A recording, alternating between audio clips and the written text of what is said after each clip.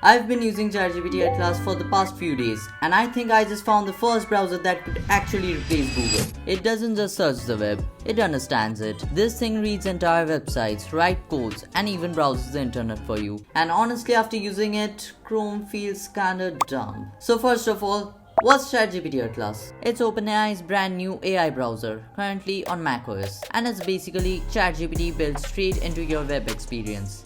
It can summarize any website, write codes, read PDFs, and even perform multi-step tasks like researching and scripting automatically. It's like giving your browser a PhD in productivity. And yes, it's powered by the same ChatGPT model that runs ChatGPT. So the AI doesn't just assist you, it learns your style over time. And let me show you why people are losing their minds over this. I told Atlas, find me the latest AI news and turn it into a 1-minute YouTube script. And instead of showing me links like Google, it actually read multiple pages, combined info, and gave me a full ready-to-record script. That's insane. Chrome could never. It can also summarize research papers, write code, and even browse for information in the background while you do something else. It's not just speed, it's understanding. And that's what's terrifying Google right now. Now before you uninstall Chrome and start celebrating, it's not perfect. Sometimes the AI completely overthinks things. I asked it to find cheap laptops under $500 and it literally opened 14 tabs, summarized all of them, and then crashed. Also, it's currently Mac only, which means half of the world's still waiting. And because it remembers your context for better results, there are still privacy questions floating around. Now let's get into the big one.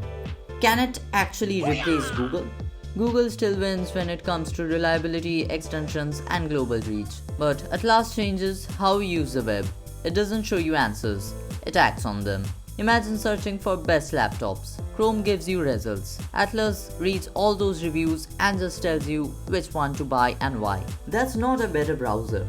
That's a completely different species. And with OpenAI now valued at over $150 billion, that's actually more than the GDP of Hungary. So yeah, this isn't some startup fighting Google. This is a full-scale war. After a few days with Atlas, I can say it's not perfect, but it's the most futuristic browser I've ever used. If you are a content creator, researcher, or just someone who hates opening 20 tabs, Atlas feels like magic.